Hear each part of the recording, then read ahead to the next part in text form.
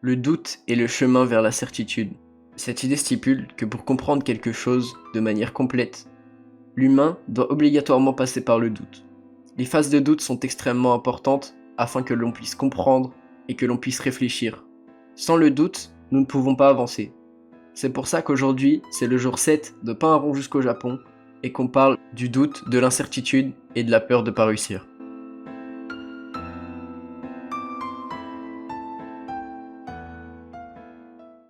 Si tu regardes cette vidéo, peut-être que t'es incertain, peut-être que tu doutes quant à ton futur, peut-être que voilà, t'es un mec qui se pose beaucoup de questions parce que t'es un mec qui fait pas les mêmes choix que tout le monde, t'es un mec qui réfléchit un peu à ce qu'il veut faire dans sa vie et qui est pas là en mode autopilote.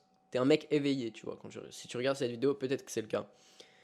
Et je pense que le doute, la peur, peut-être que t'as peur de pas réussir aussi, c'est des trucs qui sont très proches et c'est des trucs que je comprends totalement parce que je les vis au quotidien aussi, d'accord? Je suis totalement comme toi.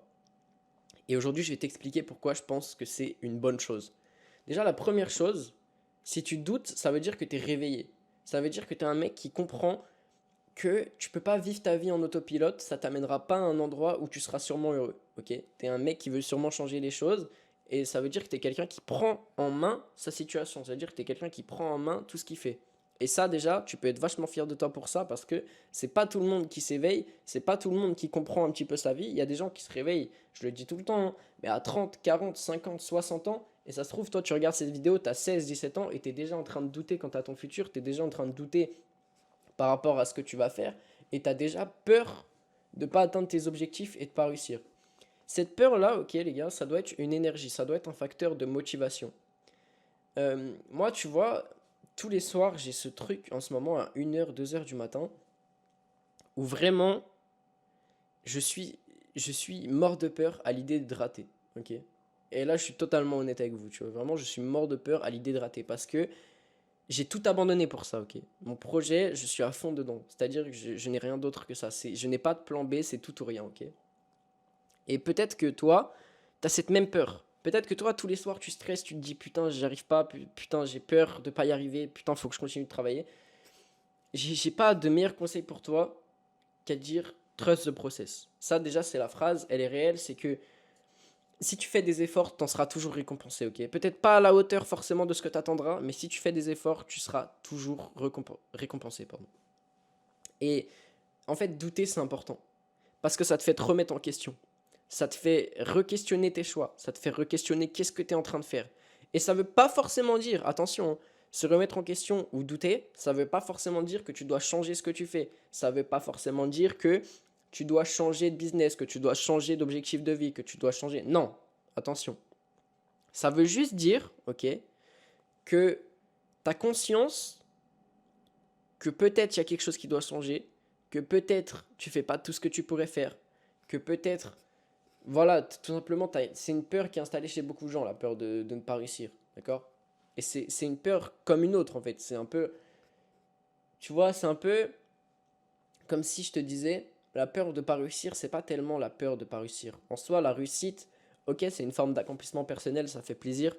Ce que t'as peur, ce dont tu as peur, c'est pas vraiment le fait de ne pas réussir. C'est plutôt la situation dans laquelle tu vas te retrouver si tu réussis pas, tu vois. Parce qu'en fait, si tu es comme moi, je pense qu'idéalement, tu as envie d'être libre financièrement, tu as envie d'avoir peut-être une petite activité qui te fait kiffer à côté, tu as envie de pouvoir vivre tous les jours de ta vie comme tu en as envie. Sauf que ça, les gars, ça demande une motivation sans faille, ça demande un espoir et un travail sans limite. C'est-à-dire que vous êtes les seules personnes qui peuvent tout faire marcher. Ça ne veut pas dire que vous ne devez pas demander de l'aide à autrui, ça ne veut pas dire que vous ne pouvez pas prendre des conseils des autres, ça ne veut pas dire qu'il n'y a pas des gens qui s'y connaissent mieux que vous, mais vous êtes la seule personne qui peut faire en sorte que ça marche. Ok.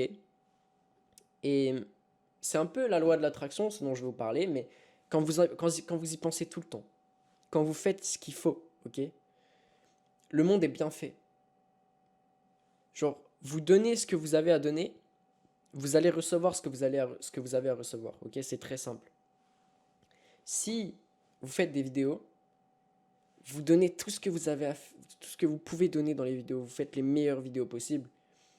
Peut-être qu'il y a des vidéos qui vont flop, peut-être que vous allez travailler des dizaines, des centaines, des milliers d'heures pour rien. Mais un jour, il y aura une vidéo. Un jour, il y aura un truc, un train, une opportunité qui va vous tomber sur la gueule. Et vous allez vous dire, putain, yes, enfin. Enfin. Et à ce moment-là, vous comprendrez pourquoi vous avez travaillé toutes ces heures avant, ok? Vous comprendrez que il suffit d'une fois, d'un truc qui se passe différemment, qui se passe bien, pour que tout d'un coup, tout paraisse bien, tout paraisse en ordre, tout paraisse correct. Et ça, les gars, ça peut arriver que si vous faites une chose. Alors, d'une certaine manière, va falloir laisser votre doute de côté. Je dis pas d'arrêter de douter, d'arrêter de vous remettre en question, d'arrêter de vous poser des questions sur ce que vous faites. Ça, c'est très bien. Ce que je vous demande, c'est que vous devez, peu importe à quel point vous doutez, peu importe à quel point vous avez peur, peu importe à quel point vous êtes incertain de ce que vous faites, peu importe à quel point vous n'avez pas confiance en vous, laissez ça de côté. Et juste continuez de faire ce que vous avez à faire. C'est le meilleur conseil que je peux vous donner. Parce qu'en fait, quand vous donnez quelque chose, vous recevez. Ok? Tu donnes du travail, tu reçois des résultats un jour. Il n'y a aucune garantie de quand est-ce que tu vas les recevoir. Ok? Il n'y a aucune garantie que tu vas les recevoir en 1 an, 2 ans, 3 ans, 4 ans, 5 ans. La seule chose qui va faire que tu vas les recevoir un jour, c'est ta capacité à ne pas abandonner. Et c'est ta capacité à faire face à ton doute tous les soirs quand tu es dans ton lit, à te dire putain, est-ce que je prends la bonne décision? Ok? Et c'est la capacité à continuer, même si personne ne te soutient, même si personne ne comprend ce que tu fais, et même si personne pense que tu vas réussir. Imagine juste le regard qu'ils auront quand tu vas leur dire la somme que tu as fait. Imagine juste le regard qu'ils auront quand tu leur dis j'ai une chaîne YouTube à 1 million d'abonnés. Imagine juste le regard qu'ils vont faire quand tu leur as dit j'ai mon doctorat. Imagine le regard qu'ils vont faire quand tu vas dire que tu gagnes 7 000 € par mois sans rien faire. Imagine le regard sur leur tête, ok? Si des gens ne croient pas en toi, peut-être que ça va te causer encore plus de doutes. Peut-être que tu vas te dire mais putain, même mes parents ils croient pas en ce que je fais. Ce qui compte, ok? Le seul truc qui compte, et la lumière, où est-ce qu'elle est? Elle est là, ok? C'est très simple. La lumière, elle est ici. Elle est là, elle est dans ton cerveau, dans ton cœur. Maintenant, c'est à toi de la suivre. C'est toi qui prends la décision de la suivre ou pas. Donc maintenant, tu fais tes propres choix. Tu agis. Peu importe tes doutes, peu importe comment tu te sens, peu importe, voilà. Tu agis, ok? Et je t'assure que tu vas faire la différence. Allez, je passe tout de suite aux objectifs du jour. Merci de m'avoir écouté. Ok, tout le monde. Donc là, du coup, on va passer à l'évolution des statistiques parce qu'on est le 7e jour. Donc ça fait donc une semaine que tout simplement cette série a commencé. Donc,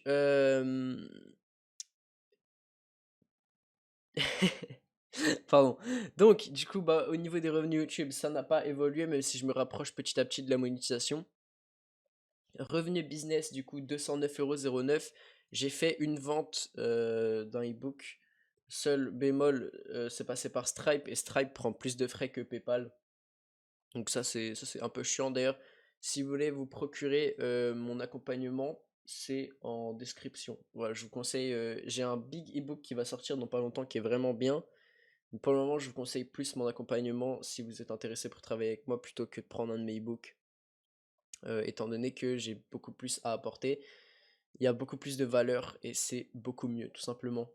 Au niveau des abonnés YouTube, du coup, on est passé de 808 à 828, ce qui fait plus 20 abonnés.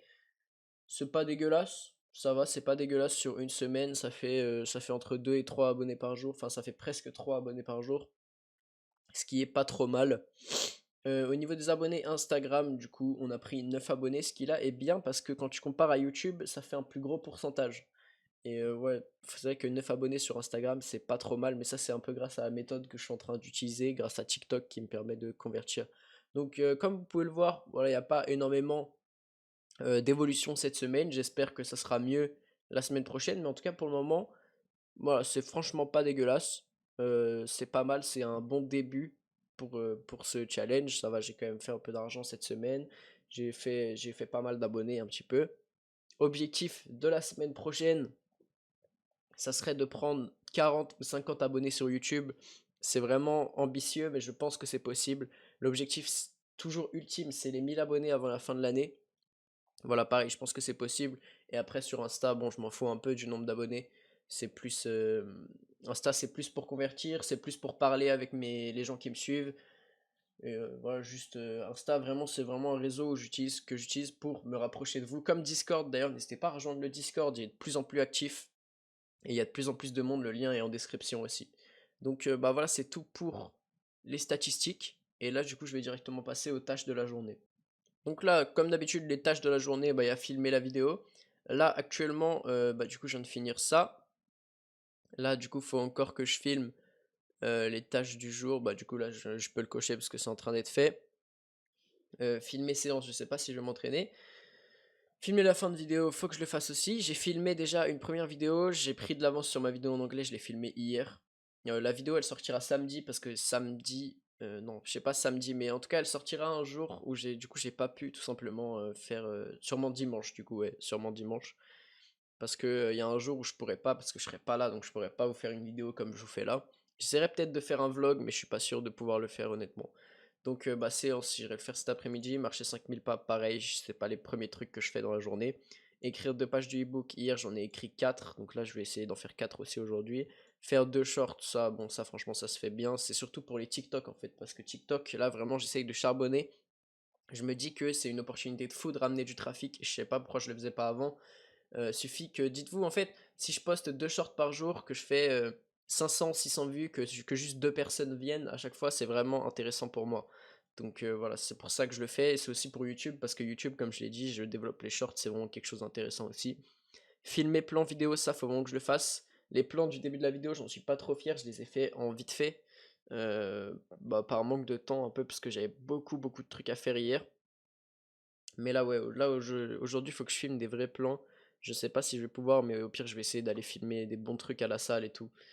Et après, faire de TikTok chaîne secondaire, bah voilà, comme d'habitude, j'ai envie de vous dire. Et finalement, les objectifs sont toujours un peu les mêmes. Voilà, bon, jusqu'aujourd'hui, je fais 2 vidéos au lieu d'une. Mais sinon, voilà, les objectifs, c'est tout le temps à peu près pareil. Donc, moi, je vous reprends juste après. Je pense que je vais filmer pendant que je vais manger. Histoire qu'on parle un petit peu, qu'on discute, etc.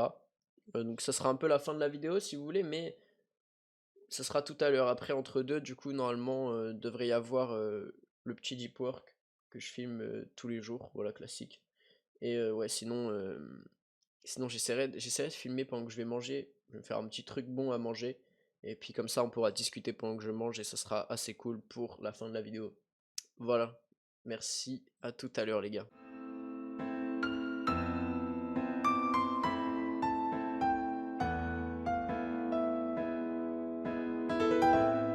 Ah, qu'est-ce qu'on fait? On fait tout simplement du riz avec des steaks à l'oignon et des tomates. Voilà, petite recette très facile. Et bien sûr, très important, les oignons on les cuit avec du beurre. Voilà. Je veux pas entendre parler d'huile végétale là avec des oignons et du steak. Non mais ça va pas ou quoi là? Ça va pas. Le seul truc que je peux tolérer, c'est l'huile d'olive si tu cuis du poulet. C'est tout. Autrement, me parle pas d'huile végétale, ok? C'est que au beurre. Que au beurre ici. Voilà. Et désolé pour tous les sudistes, mais ici c'est comme ça. En ce moment, je réalise de plus en plus à quel point l'argent, c'est un scam de ouf. Genre. En mode, vous voyez, je vends des e-books, je vends en accompagnement et tout. Et je vais prendre l'exemple d'un travail normal, ok? Dites-vous un travail normal au SMIC, vous êtes payé genre 10 euros de l'heure, quoi. En gros, c'est ça. Vous êtes payé 10 euros de l'heure. Bah, dites-vous que moi, il me suffit de faire une vente pour faire 10 euros. Et vous allez me dire, ouais, mais t'es pas assuré de faire une vente toutes les heures, quoi. Et c'est exactement ça la différence entre le salariat et l'entrepreneuriat.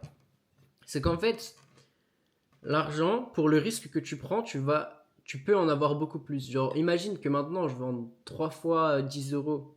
Et encore, là, c'est le pricing le moins cher que j'ai, tu vois. Plus après, mon accompagnement, c'est beaucoup plus cher. Mais imagine que je vende 3 fois 10 euros toutes les heures, je fais 30 euros par heure. Et c'est beaucoup plus que le mec moyen qui taffe dans son CDI, quoi.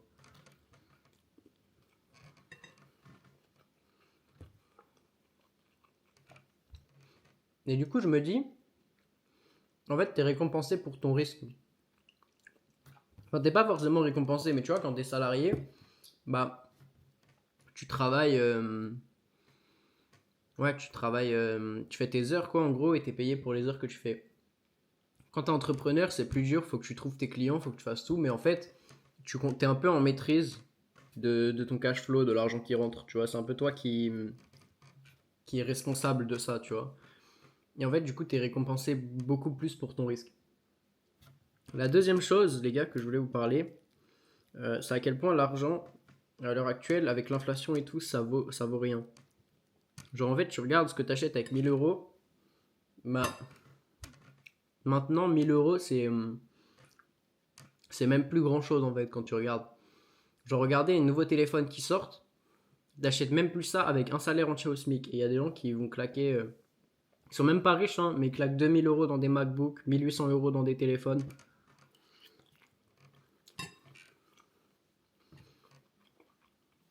Et ils savent pas ce qu'ils font, en fait.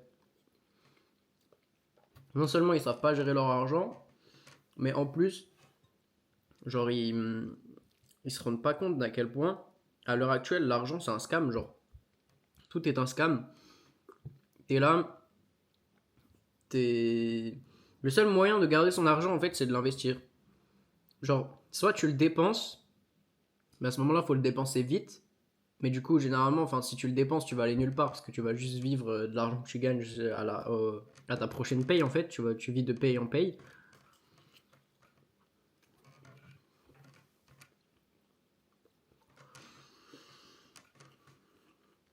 Ah, c'est chose amère. Ouais.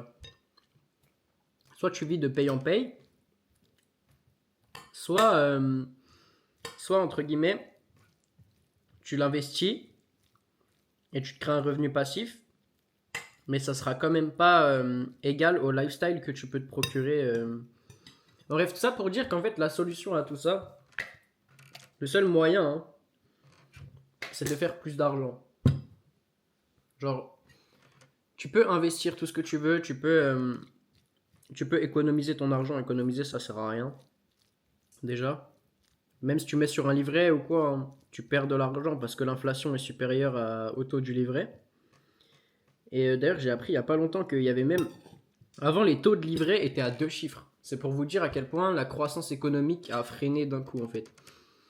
Et ouais, tout ça, ça me terrifie un peu. Et le pire, c'est que quand je vois qu'en Europe, tu vois, la plupart des gens, on se soucie plus de faire des putains de bouteilles d'eau avec des bouchons qui se décrochent pas totalement, de faire des lois carbone sur les avions pour que les gens qui déjà ne peuvent même pas partir en vacances de base payent plus cher, plutôt que de se soucier des réels problèmes du fait que là, actuellement, on a besoin que l'économie, elle revive, et on pousse pas les gens à entreprendre, parce que globalement, tu vois, les salariés et tout, c'est bien, hein, c'est cool tout ça. Mais ce qui va vraiment apporter de la valeur et de la richesse, c'est les gens qui entreprennent. Parce que de un, c'est des gens qui souvent génèrent plus d'argent, donc ils en donnent plus aussi à l'État.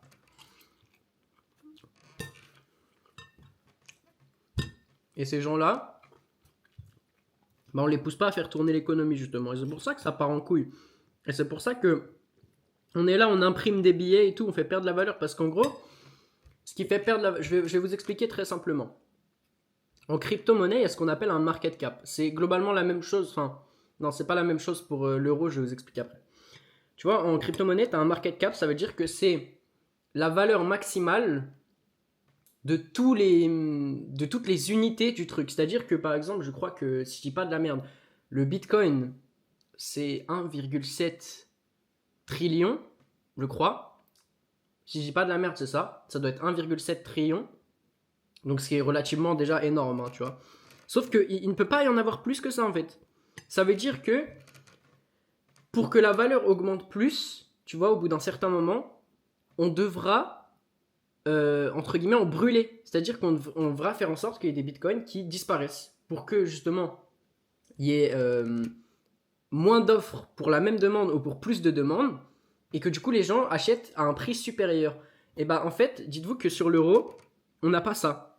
Sur l'euro, il n'y a pas de limite de ce qui est produit en fait. Et tous les ans, on imprime des billets. Donc en gros, si vous voulez, l'énergie que vous donnez dans votre billet, c'est-à-dire que...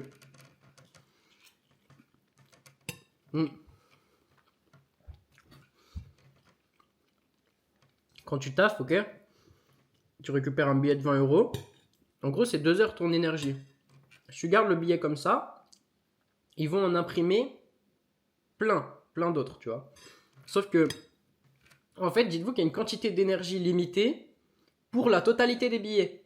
Sauf que du coup, à chaque fois qu'ils en impriment plus, il y a un peu d'énergie, entre guillemets, de ton billet qui part dans un autre billet.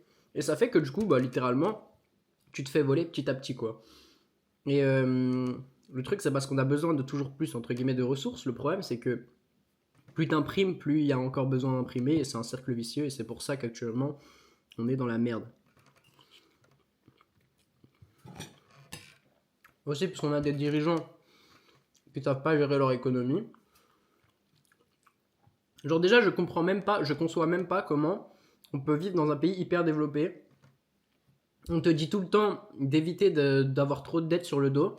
Et notre pays, nous-mêmes, alors la dette, si tu crées des actifs, c'est pas forcément mal, hein.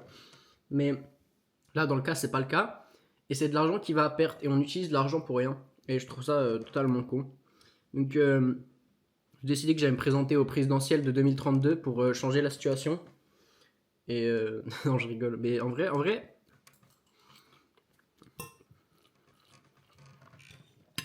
c'est quelque chose que j'aimerais bien faire, je pense.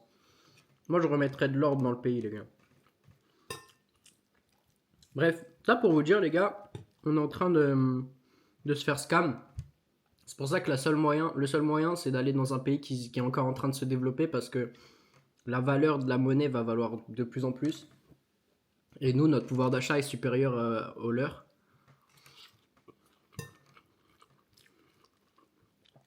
Le problème, c'est qu'en faisant ça, on tue un peu leur économie à eux.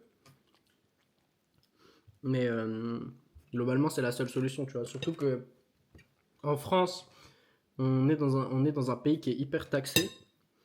Pour qu'au final, tu vois, encore, je me plaindrais pas qu'on ait une qualité de service de malade et tout. Et les gens vont dire, ouais, mais on a les soins gratuits, on a tout. Je pense honnêtement qu'on s'en sortirait mieux si l'État n'interviendrait sur rien du tout. Genre si on serait taxé à peut-être 5 ou 10% et le seul budget, ça serait la défense et les infrastructures. Je pense pour moi qu'on s'en sortirait mieux. Il y a des gens qui vont me dire, oui, il faudrait payer l'école, il faudrait payer machin.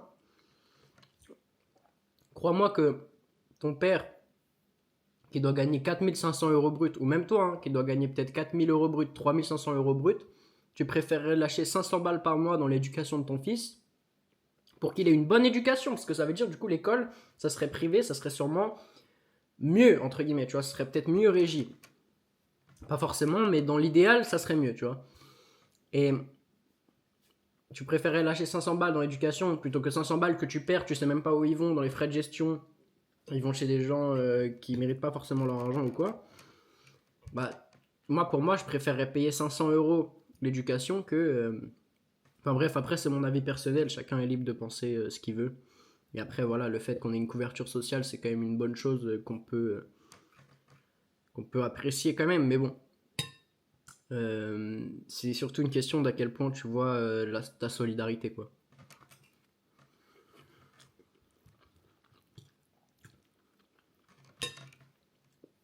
Enfin, bref, moi je vais finir mon petit repas. Euh, si vous voulez devenir riche, cherchez pas à économiser, cherchez pas à investir dans un premier temps, mais cherchez d'abord à faire plus d'argent. Donc investissez en vous-même. Si vous faites des investissements, faites des investissements un peu risqués qui ont une chance de vous rapporter énormément. Parce que, en fait, dites-vous que tout est une question de capital de départ, hein. Un mec qui investit avec 1 million, s'il prend 20% sur son capital, ça lui fait 200 000. Un mec qui investit 1000, s'il prend 20% sur son capital, ça lui fait 1200. Donc tu vois, tout est une question de capital. Et bon, souvent, c'est les traders qui disent ça, mais en vrai, c'est un peu la vérité. Plus t'es riche, plus c'est facile d'être encore plus riche. Donc, bah, je pense qu'on a percé le secret, les mecs. Merci de m'avoir... Putain de merde. Merci de m'avoir regardé. Je vous dis à demain pour la prochaine vidéo, comme d'habitude. Et puis, n'hésitez pas à vous abonner, à mettre un like. Et puis je vous remercie. À demain.